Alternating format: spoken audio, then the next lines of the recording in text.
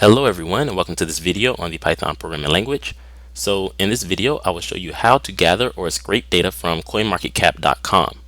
And for those of you that don't know, coinmarketcap.com is one of the most referenced price tracking websites for crypto assets. So I'm going to go ahead and show you that website here. So this is coinmarketcap.com and we're going to try to scrape some of this information from coinmarketcap.com. So we're going to try to scrape the top 10 cryptocurrencies, and we're going to probably scrape the name, the price, the market cap, and the circulating supply. All right, so let me go back to this website, which I'm currently on a website called colab.research.google.com, and I'm on it because it makes it easy to start programming. So this is where I will be writing the code. Alright, so in order to get started writing this code, go ahead and click on File, then click on New Notebook, where a new tab will open up for you, and then eventually a new cell will open up for you. And the first thing that I'm going to do is put in a description for the program. So I'm just going to type description in comments, and then I'm going to put scrape the top 10 cryptocurrencies by market cap. Okay, and I will also put all of the code and the data set that was used in this video on patreon.com/computerscience, and I will leave a link for that in the description below as well. And I should also say that the material in this video is purely educational and should not be taken as professional investment advice, as I am not a professional advisor. So be sure to do your own research before making any type of investment. Alright, so let's go ahead and continue. I'm going to create a new cell by clicking that code button in the top left, and now I'm going to import the libraries that I plan on using throughout the program. So I'm going to import pandas as PD. I'm going to import requests, and I'm going to import let's do actually from BS4 I'm going to import beautiful soup. Okay, so let me go ahead and run this cell by clicking this button here to the left, and this will let me know if I made any mistakes. Alright, so it looks like we're going to be good, and I am. So I'm going to create a new cell. Now in this cell I'm going to create some empty lists to store the data. So I'm just going to put that in comments, create empty lists to store the data. So what type of data do I want to gather? So I want to gather the cryptocurrency name, the market cap, I want to gather the crypto's price, the circulating supply, and then the symbol. Alright, so I'm going to create lists for that. So this list will be, the first list will be crypto name list. So it's going to contain all of the names. Right now it's going to be set to an empty list. And then also I want crypto market cap list. Okay, set that to an empty list for now. Crypto price list, set that equal to an empty list. And I want the circulating supply, so crypto underscore circulating underscore supply underscore list, and crypto underscore symbol list. Okay, alright, so let's go ahead and run this cell by clicking that button there to the left as well. I'm going to create a new cell, and now in this cell I'm going to create an empty data frame to help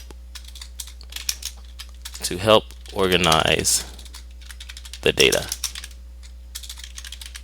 Okay, so this is going to help us have that data neatly or in some neat format that's easily readable at the end of this video. So I'm going to create a variable called df and set it equal to pd.data frame. Okay, and that should really be it. So let's go ahead and run this. Alright, so now let's go ahead and get to the meat of the program and kind of understand the structure of the website and how to scrape this data. So I'm going to go ahead and go back to coinmarketcap.com so we can see all this data. Luckily coinmarketcap.com has this nice website, or its web page is coinmarketcap.com/historical, where it stores all of the historical prices. Okay, so I'm going to look at the latest stored historical price. That's December 19th, 2021. So I'm just going to right click this, click open link in new tab.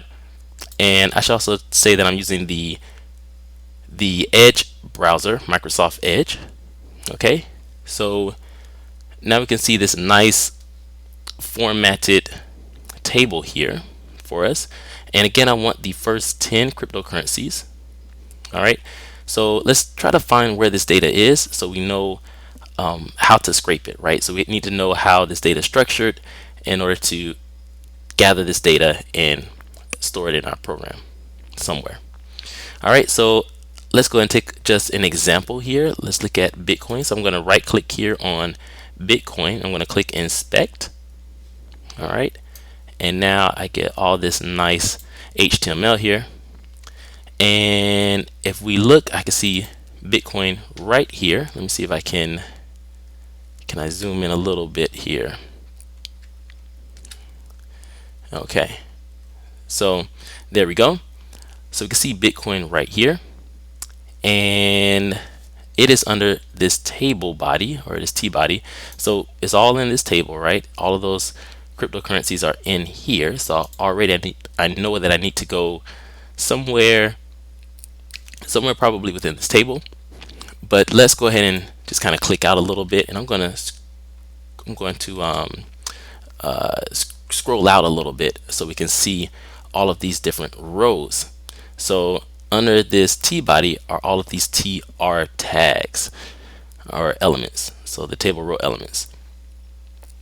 Okay, so we can see that each of these correspond with a row in this table here. So you can see when I use my mouse and hover over each one, to the left, we can see that the rows get highlighted, right? So I just want to look at one example for now, and then I can kind of get a good idea of how to scrape the rest of the data. All right, so we need to go into this TR tag.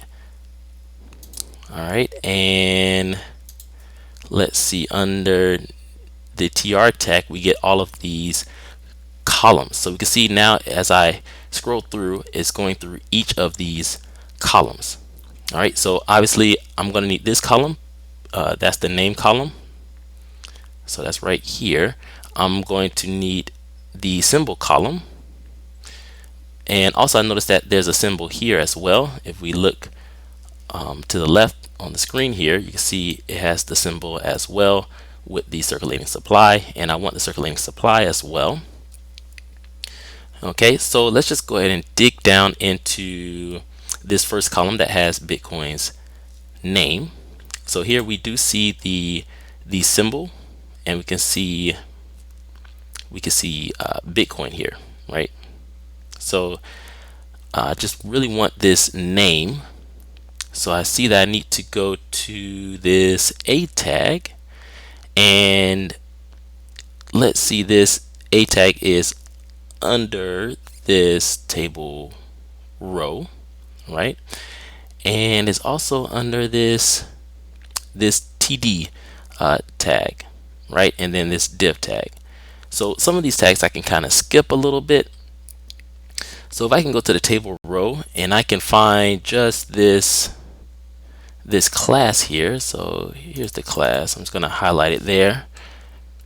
So if I could just find this class, I can then scrape the text from this A tag. All right, and that's exactly what we're going to do. Okay, so let's look at another column. Let's look at that market cap column. All right, so let's just go ahead and open this up so we can see that we can find the market cap under this TD tag, right?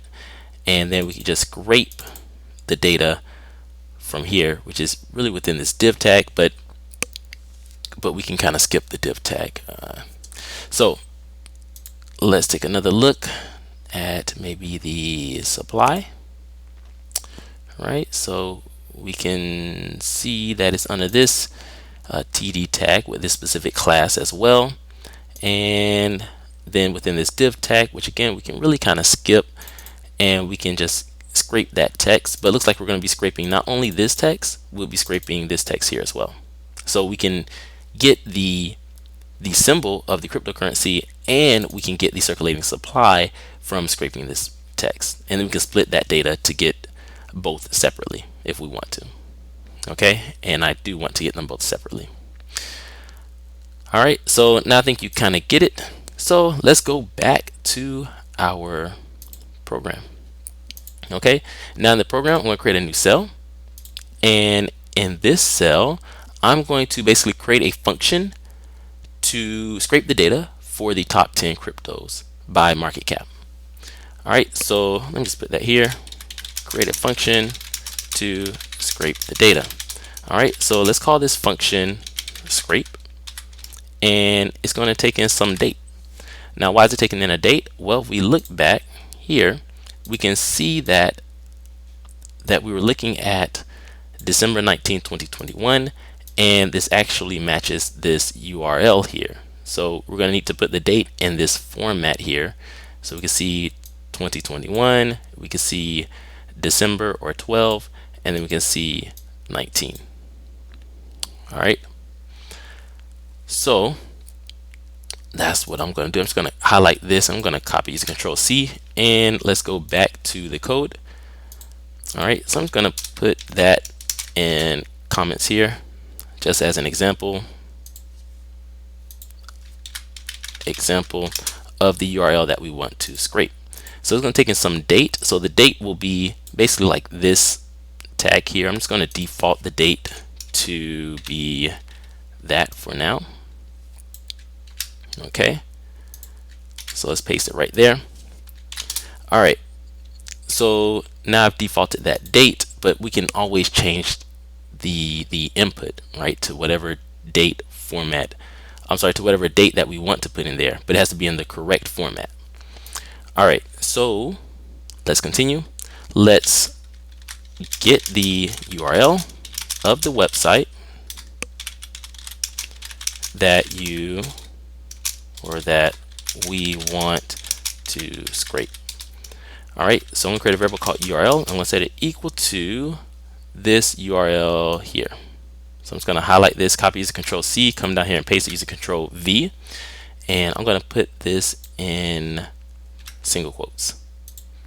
All right, so now we have the URL, and then we want to add the date or append that date, right? So whatever we put in here, we want that to be added to the string. Okay, because we might want to change the date that we're trying to scrape, you know. All right, so this just makes it pretty easy to do so. Okay, so next I am going to make a request to the website. And to do that, I'm going to create a variable called web page and set it equal to request.get URL. All right. And then we'll create a variable called soup and set it equal to beautiful soup. And we're going to get the web page's text. So web page.text. All right, so all we're going to do is parse the text from the website. So we're going to use the HTML.parser. All right, and I should put that here in comments as well. Parse the text from the website. Okay, so I think all that looks pretty good. Now, what we want to get is the table row element, and so if we look back here, we can see that's this TR element here, right? We want to get that table row. Okay, so let's go ahead and go back to our, well, actually what I'm going to do is I'm going to just highlight this class and I'm going to copy it using Control C. And now we can go ahead and go back to our program, and let's find all of the TR elements with that class. So here we're going to get the table row element. So I'm going to create a variable called tr and set it equal to soup.findAll, find underscore all. So now we're going to have all of those tr tags where the class, or ATTRS, yeah, there we go. So where the class is this CMC table row. Okay. All right. So next I'm going to create a count variable, and I'm going to use it for I'm going to use it to count the number of cryptocurrencies that we want to scrape. So right now I only want the top 10, right? So I'm going to set count equal to 0 for now, and then I'm going to have a counter for it. It's going to keep adding 1 to this count variable until it gets to the number 10, and then it's going to stop scraping the data. All right. Okay, so I think we've set pretty much everything up. Let's go ahead and let's loop through every row to gather the data or information. Okay, so I'm going to use a for loop for this. So for row in tr, I want to check if the count is reached, then break out of the loop. So if the count equals 10, then we're done. I have the top 10 cryptocurrencies. So I'm going to break out of the loop. And if that's not the case, then I'm going to set count equal to count plus 1. So we're going to increment count by 1. All right, pretty simple so far. I'm just going to put in comments here, increment count by 1. Okay, so now let's go ahead and store the name of the cryptocurrency into a variable. So I need to find the column, the TD element. I'm going to put or column to later get the cryptocurrency name. All right, so I'm going to create a variable called name underscore column, and I'm going to set this equal to row dot find, and I want to find that TD element. Okay, and it's going to have a class. It's going to have a class equal to some string. So let's go ahead and go back to the website, and let's just go right here. I'm just going to click inspect so I can go directly to this TD class. All right, so I can see that's under this TD element, and so I need to get this class. So I just highlighted it, and I'm going to zoom in a little bit for you all. All right, and I'm going to right click, click copy, and let's go back to the program and let's paste that class here. All right. Okay, so I think that looks good. Let me scroll on over here. All right, so now what I need to do is find that A tag within that class, right? So because that A tag has the text that I want, it has the name of the cryptocurrency. So let's create a variable called crypto underscore name and set it equal to name underscore column dot find. And again, I want to find that A tag, and there were multiple A tags here, right? So I need to find a specific A tag. So that's going to be where the attributes class is something. All right, so I need to go ahead and get that as well now. So let's go back here and let's go down to where we see the name of the cryptocurrency, which is here.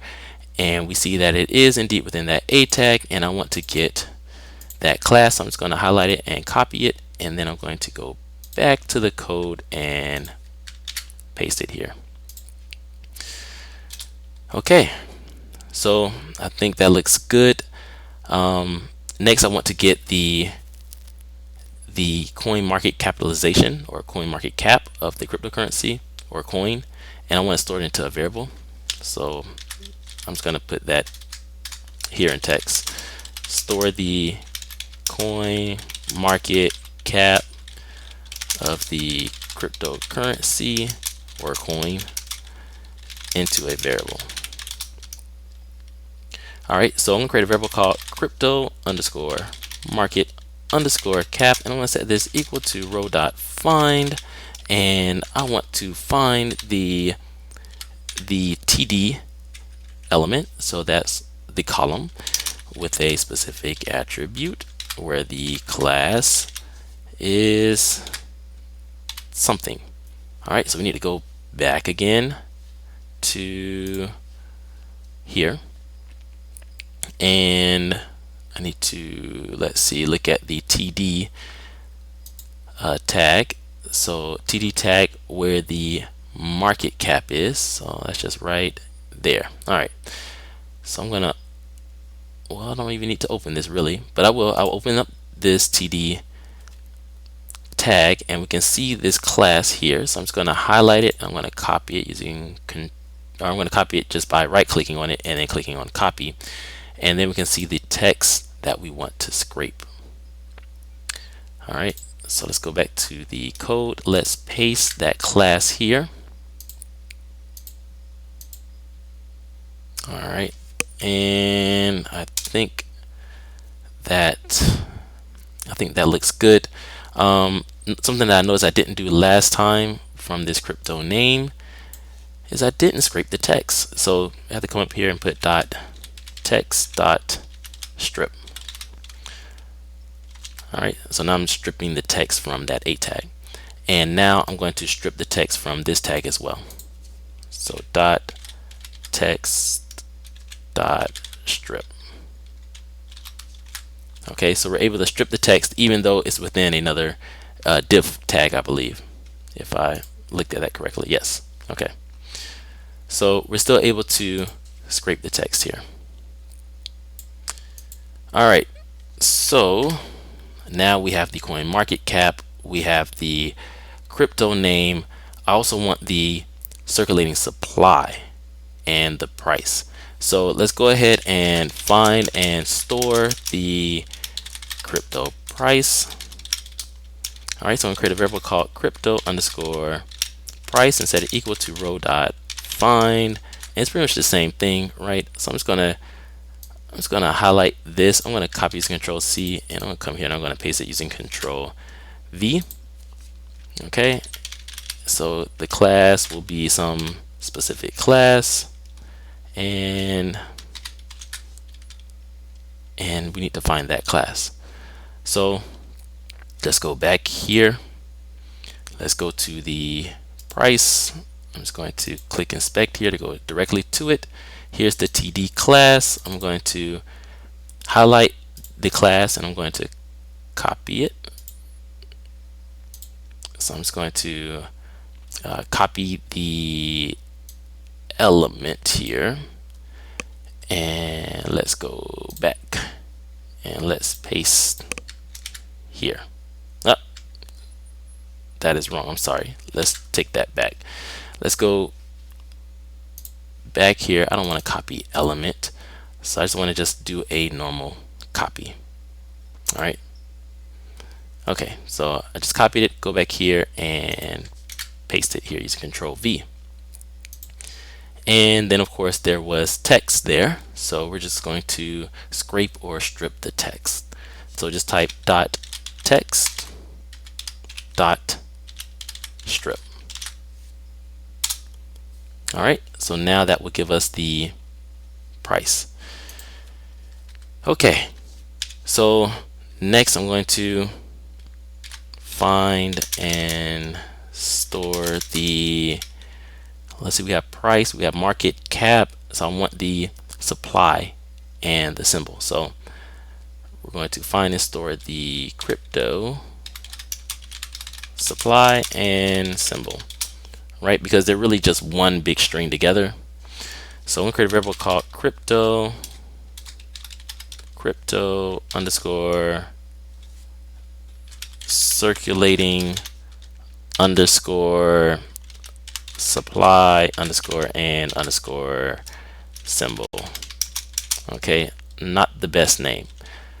All right, so we're going to do the same thing that we did before. I'm just going to highlight basically all of this, and I'm going to copy using Control C and come here and paste it using Control V.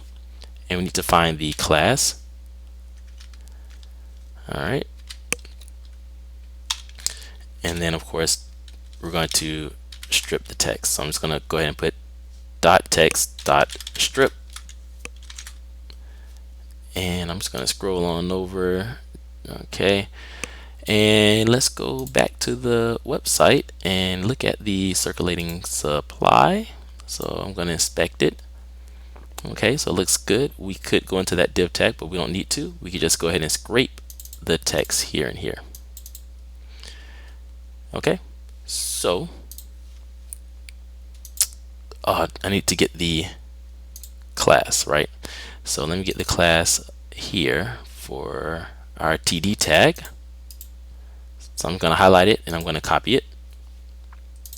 And then let's go back here and let's paste it right there using Control V. All right, so I'm hoping that I haven't made any mistakes.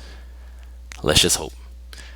Okay, so now that we have that text, which is a combination of the circulating supply and the crypto symbol, I'm going to split the two.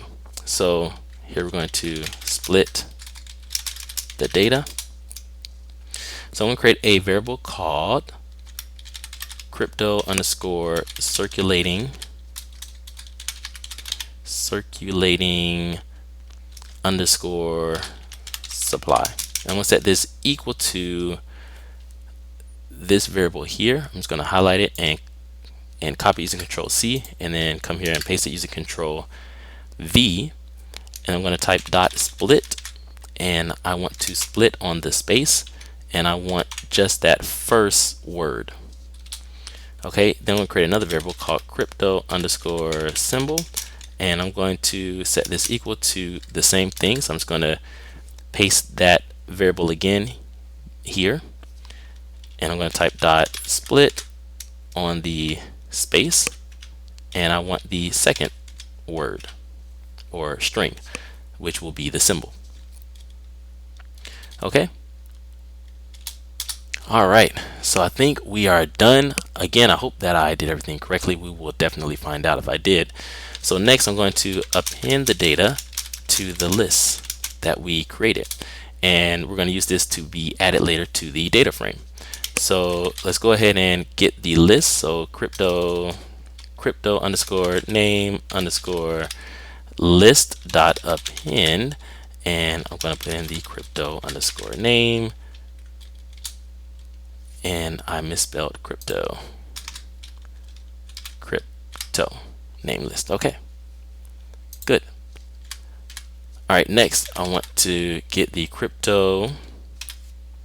Let's go with the market cap list dot append, and I'm going to append the crypto underscore market underscore cap. Okay, and let's get the crypto underscore, we're going to go with the price list dot append, and we're going to append the crypto price. All right, and then I want to get the crypto underscore circulating supply list, and I'm going to append the crypto underscore circulating underscore supply, and then I want the crypto symbol list, and I'm going to append the crypto symbol. All right, so let's run this cell. Okay. All right, so I'm just going to highlight this and I'm going to copy, use Control C, and let's create a new cell and let's paste it here.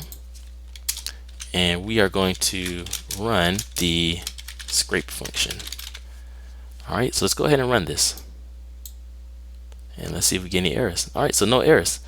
Very, very good. Let's create a new cell. And now in this cell, I want to store the data into a data frame to help organize the data. All right, so I'm going to create a variable. I'm going to create a column called name, and I'm going to set it equal to the crypto name list. Then I'm going to create a column called market cap, and I'm going to set it equal to the crypto underscore market cap list. And I'm going to create another column called price, and I'm going to set it equal to the crypto underscore price list. And let's create a column called circulating supply, and I'm going to set this equal to the crypto circulating supply list. And then create a column called symbol, and I'm going to set this equal to the crypto underscore symbol list. There we go. All right, and then I want to show the data. So I'm just going to type df here and let's run this. The moment of truth. Okay, so there we go. We can see we have the first 10 or the top 10 cryptocurrencies from coin market cap, and we can see the symbols here. We can see the circulating supply here is all in this very, very neat and orderly and readable data frame. All right, so I think that's pretty cool. We can see that Bitcoin is the #1 cryptocurrency by market cap, followed by Ethereum. So I think that's pretty neat. Okay, and of course we can always change the date here, right? So let's go back to our history. I'm just going to right click here, click open link, and I'm going to use this part of the string here. I'm going to just highlight it and I'm going to copy it, and I'm going to go back to our function here. I'm going to paste it using Control V. Let's go back up and let's run this. Let's run this. Let's run this, and then let's paste. Oh, did we already paste it? I think I did already paste it here. I'm just going to do it one more time. Okay. Now I'm going to run this, and then let's run this data set, and we can see the top 10 cryptocurrencies for that time period. So we see that the data has changed slightly, right? So that's pretty neat. All right. So thanks for watching the video, and a special thanks to the Patreon supporters on patreon.com. If you would like to become a supporter of this channel, I will leave a link to the Patreon page, which is patreon.com/computerscience, in the description below. Thanks again for watching, and I hope you all have a great day, and I will see you in the next video. Bye-bye.